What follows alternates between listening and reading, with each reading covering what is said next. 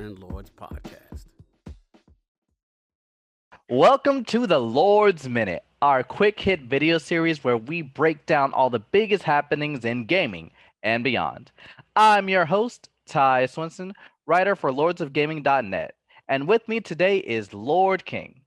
This week, we are discussing Phil Spencer's interview with IGN, starting with the lessons Xbox took away for the launch year of the Xbox One.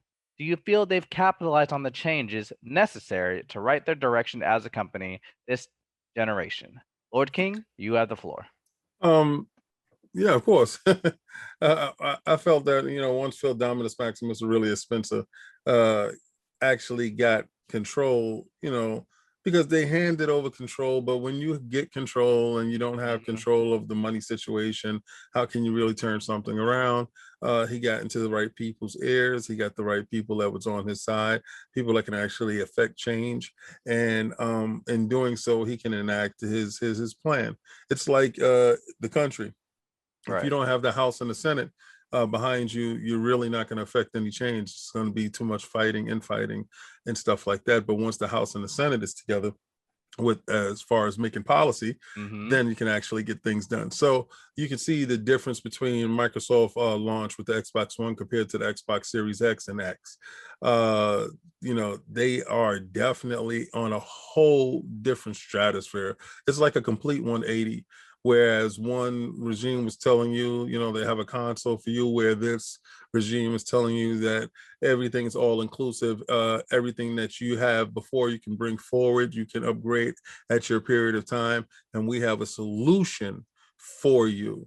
Not an option as far as, okay, well, you can game over here and you'll be separate from the whole. No, actually, Microsoft is viewing Xbox as a whole, as a service, as far as one of their services, like you would have when you get a Surface or a Windows 11. If you look at the new Windows 11 update, from 10 to 11, it's Mm-hmm. mirroring and it's doing a synergy with the Xbox brand. So when you go from your Windows 11, you go to your Xbox hardware inside your house, there's no difference from that situation to this situation. It's just, the complete marriage between Game Pass services and those things that are alike. So before, where it was like segmented, I think they understand how important Xbox is to the Microsoft brand, and I Mm-hmm. think they're using that form as a new identity going forward. Because looking at the notes that I've seen as far as what they're doing in the Asian markets, they're really going aggressively in these markets. They're building partnerships and relationships with markets they know they didn't have in the past. It's a complete difference when you go from point 13, to 2013 to, now. It's complete difference. And I appreciate it, because as an Xbox customer and a consumer of their services, I believe that this shows that longevity is in, the plans for the console and for the company. Right. Yeah. It's definitely, as you said, a night and day difference from where we were with the launch of the Xbox One. There was mixed messaging as when they were first trying to push it as this entertainment hub to do all these Mm-hmm. extra different things rather than focusing on the games, which the consumers were really there for. And with Phil Dominus Maximus Aurelius Spencer, let me say his title for the one time, Ooh. or you really get that sense that he is a gamer at heart and that Oh, yes. he always talks about how he wants to bring great games into the hands of the fans. And he mentioned in the interview that he's really trying to help diversify and expand the portfolio of Xbox studios. He would love to get a Japanese studio under the helm at some point, and also he wants to expand upon more family friendly content with Xbox. Where do you think they could go with getting more family friendly content in the ecosystem? Well, they have a diverse development squad, as far as they have 28 studios, I believe, at this point. And uh, the family friendly stuff will come if you allow it to organically be made. You have what's that the new game that's actually coming out, and it's part two. Psychonauts 2. Oh yes, That's Psychonauts. yeah, that's a family friendly game that's going to fit inside that ecosystem. And then you can do partnerships with a lot of indie developers that do have those games out right now. If those games aren't inside the Game Pass ecosystem, to fill that void until that stuff does transpire. As far as he getting a Japanese studio, when they acquired ZeniMax, there was one Japanese studio, the Japanese studio that Oh, does Evil Within, okay. that he was super excited to go see, to go talk to, and start to collaborate with. So they do have in a Japanese studio Hmm. to work on those titles, and I do believe they want more uh, as far as the Asian market goes, because again, Right. their demographic tends to go to tablets and handhelds and stuff of that nature, um, opposed to Westerners, where we want large screen televisions and we game with controllers and hardware inside the house. So there's a different way that you are supposed to attack those markets as Hmm. far as media goes. Like if you do a media blitz on a handheld, it's a difference between that and what you do with a media blitz, which a console. So marketing for both markets needs to be distinct and separate.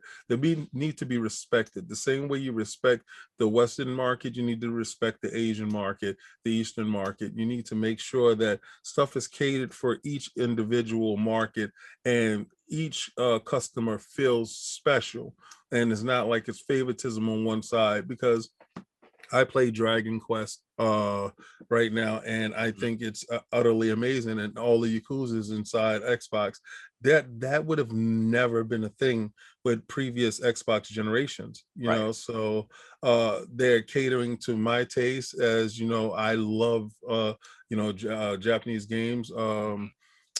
Manga games and stuff like that. So I see a lot of that stuff trending inside the Game Pass. So it actually changes the way I consume my game. So I think they're doing a great job there, and also broadening the Westerners' taste palette.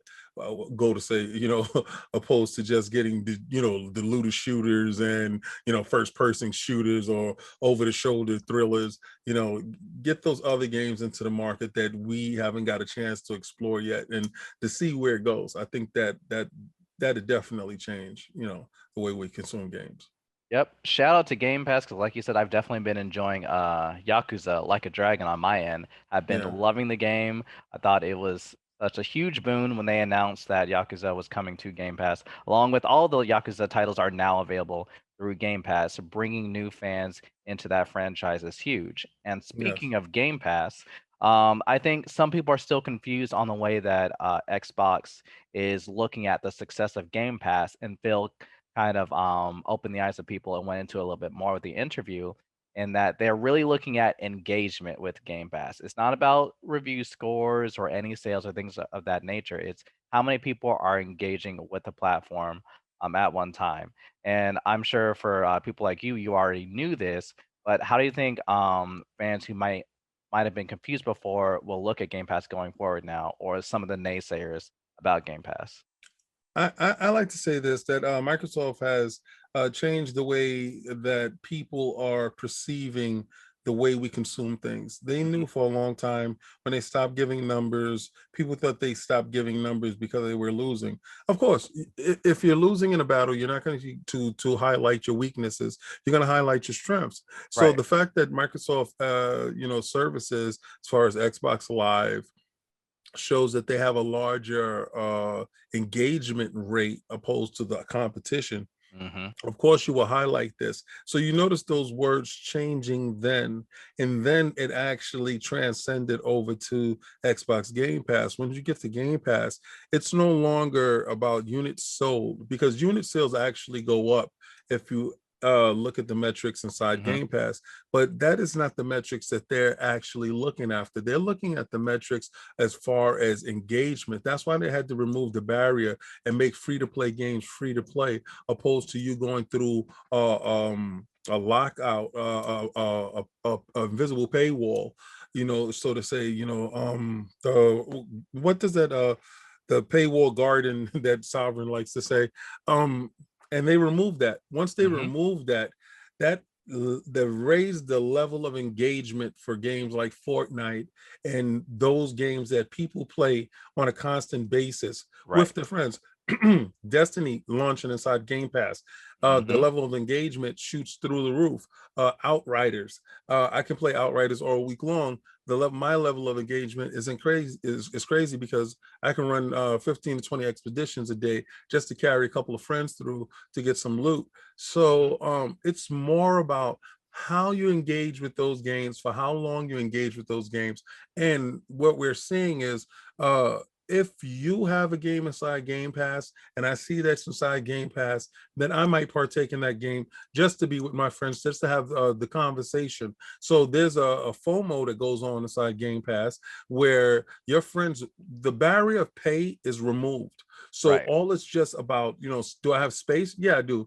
I can move something over or I can delete something and download this game, play this game. And if I like it, I actually can purchase it. Or if I don't like it, I just play it for as while it's there and then I can move on to something else. So it's always going to be about engagement because that's where you can actually see if your game is resonating with the gamer. And I think Hmm. that's a bigger metric opposed to units sold, because units sold never tells you what units was resold. You understand? So Hmm. it just goes by one number, how much went out the door, but they're not telling you about how much was returned or how much came back in the door. But this tells you if your game is successful. So unit sold doesn't tell you if your game is successful, but this metrics actually tells you if your game is successful and if it's still viable and if you can continue to pour money into this game. So I think that is a better metrics opposed to units sold. Right, agreed. I definitely feel that Xbox Studios and Phil Spencer are leading this industry in terms of how we're thinking of gaming and moving forward with introducing these new metrics. The Game Pass system, it transcends just consoles with them pushing the cloud. Again, they'll be able to reach those markets they haven't been able to before with like mobile and Yes. things like that. So I'm really excited to see how far they go this generation and moving forward. Phil Spencer has done a tremendous job so far. Yes, I truly agree with you. I think with the cloud stuff going forward, I think me and you talked off air about this. We Hmm. talked about the reason why the PlayStation 5, being that they even allocated more, they had a head start when they were manufacturing PlayStation 5s, and Microsoft manufactured the Series X and the Series S. Uh, Microsoft is actively taking hundreds of thousands of units and putting them through their server banks throughout the world. The server banks had currently had Xbox One X's in them, and now they have the more flexible, more robust, more dynamic Xbox Series X's in them Hmm. to get the level of cloud-based gaming that you will need in the future and in these coming months and years. One of the first games that's going to take advantage of that is Flight Simulator. So that person that has an Xbox One, the first one, will be able to stream that game playing through the cloud if they have Xbox Game Pass Ultimate. And Xbox Game Pass Ultimate, the cloud is free for every last user at that point in time. So you don't need a robust Xbox Series X. And Right. financially, that's something that you can't swing right now. Being that, we're in a pandemic, some guys lost their jobs, some women lost their jobs, some people are in different states of financial difficulties, or maybe you're just getting back on your feet and you do game, but you will love to partake in Flight Simulator. Flight Simulator is available to you if you purchase that Xbox One, and you're able to stream that game. And then later on, by no means does streaming take the place of localized hardware. Hmm. That's not what they're trying to push across. Localized hardware will always be the best and number one option to do so. But if you're able to stream it, it's an affordable means for you to still be in the ecosystem, for you to still engage, and for you to partake inside games that you definitely would love to see. Right. Very well said. Well, This has been the Lord's Minute. Thank you so much for joining us. We are here every Monday, Wednesday, and Friday at lordsofgaming.net. I'm Ty Swenson here with Lord King, and this has been the Lord's Minute.